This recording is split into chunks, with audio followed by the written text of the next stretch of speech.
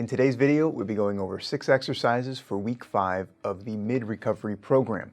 I'll be using a resistance band, and access to a table or a countertop will be perfect, and also a chair if you have one. Later in the videos, we'll be doing some exercises with a yoga ball, so if you have one of those, awesome, and also a step. So let's first get started with the resistance band. I'm going to place this around my knees.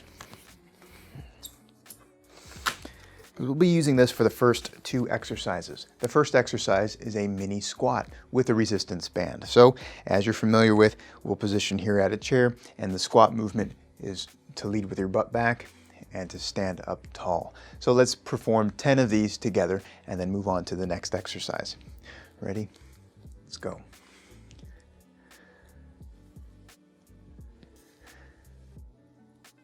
That's 3, nice and controlled. 4. If you need to take a break as you're doing these, there's no problem in taking a break. We're halfway done.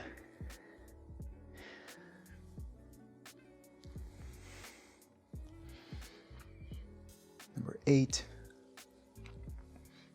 number 9, and last mini squat, 10. Great job with those. We're going to keep the band around the knees because I'd like to perform the lateral stepping exercise. As you're familiar with, you have a countertop and you perform this side-to-side stepping, or if you're at a chair, we can step to the side, 1, 2, maybe even a couple side steps on each side. I'm going to face you for demonstration, and let's get started with the side steps. So we'll go in our squat position and we'll start.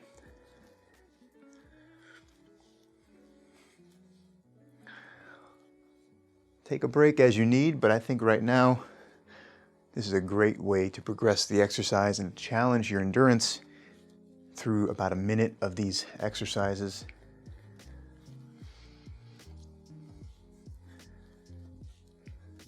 If you need to stand totally here, that's fine. Squat back down and work through a few more rounds of the lateral stepping.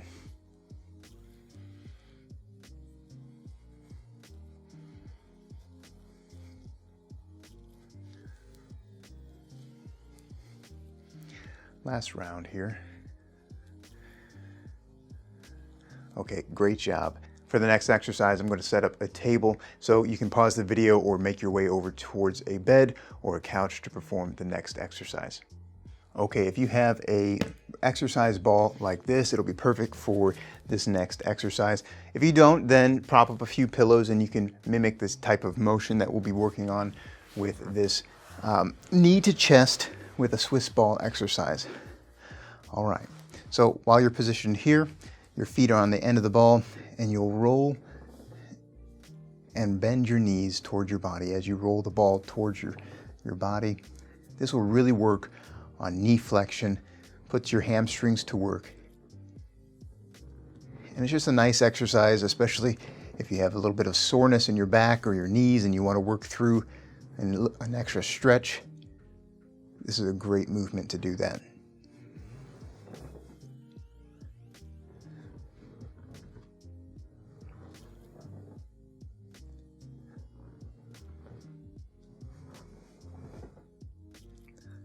I'm going to do a few more of these.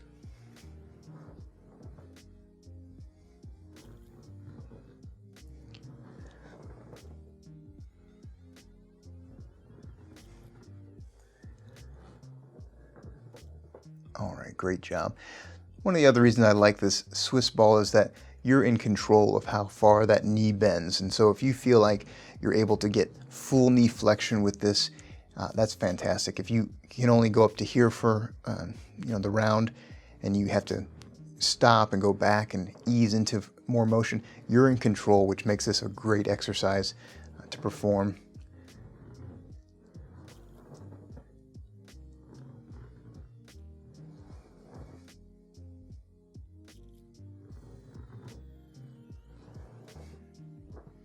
All right, great job with this exercise.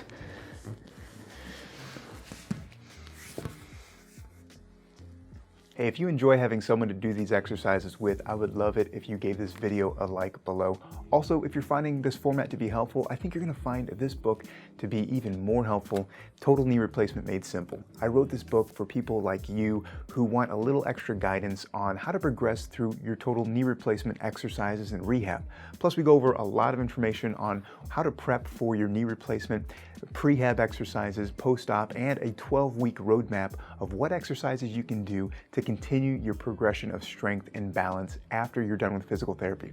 I know you're going to find this to be really helpful, so take a look at where you can find it at totalkneebook.com. Now let's get back to some of these exercises. The next movement we'll do at the bed or couch is a bridge with some resistance bands around the legs. So we'll position the resistance bands around the knees and set ourselves up into this position where we'll perform a bridging motion. Now this exercise targets the glute muscles, so we want to squeeze our buttocks muscles as we lift up off of the table and come back down. We'll aim to perform 10 to 12 of these, so if you're ready, let's get started. Lift your buttocks off the table and come back down. Don't hold your breath. Make sure you keep a nice, smooth motion as you work through these exercises slowly.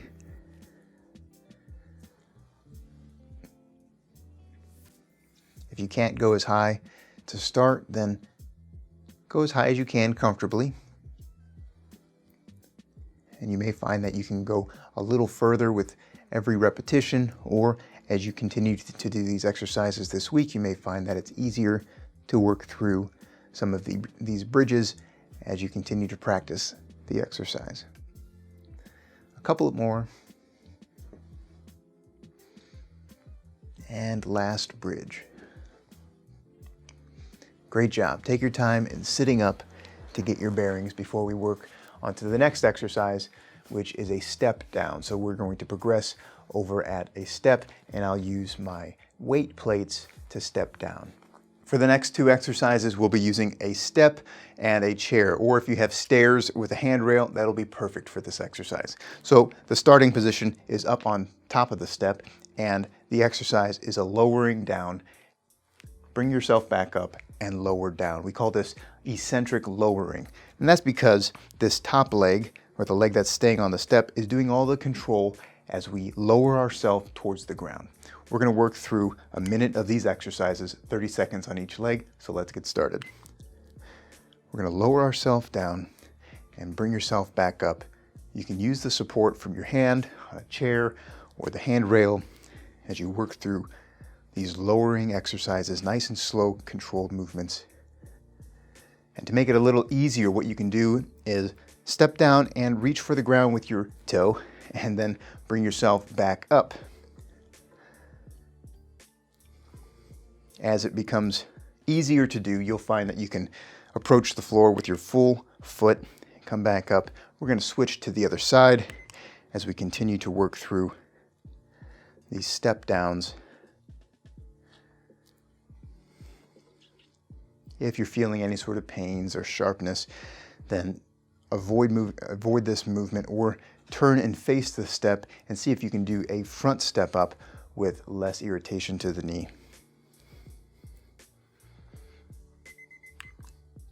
All right, great job with the step down, the lowering onto your foot. That's a great exercise to keep working on. We're going to finish this set of exercises with a stretch for the hamstrings and a stretch for the calf.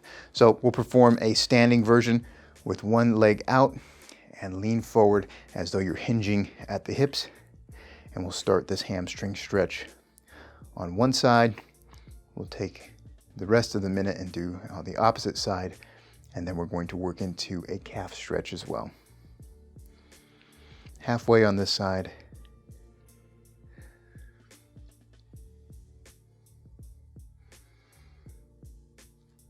Great job. Ease out of it. Remember, you can do the opposite leg standing or even sitting. I'll perform it sitting just as a reminder of how we can do a different variation for the hamstring stretch. The leg is forward and you hinge at your hips forward.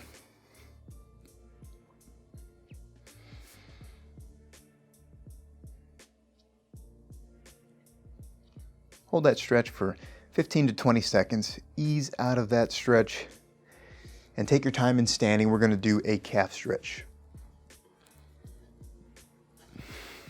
At your step, remember we can put one foot onto the step and lean forward into that stretch, and you're going to feel that stretch all along the calf. So if you're ready, let's get started.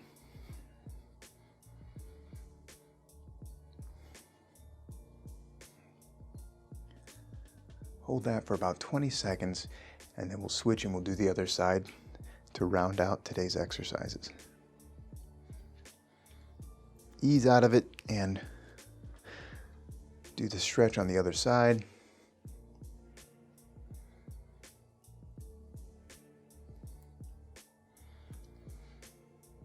My goal for you today is to do these exercises 1 to 2 more times and to continue on throughout the rest of the week before progressing to week 6.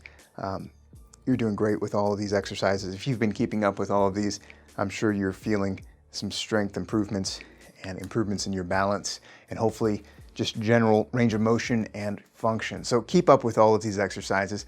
Repeat, go through these exercises again, and I'll see you in the replay or in next week's videos.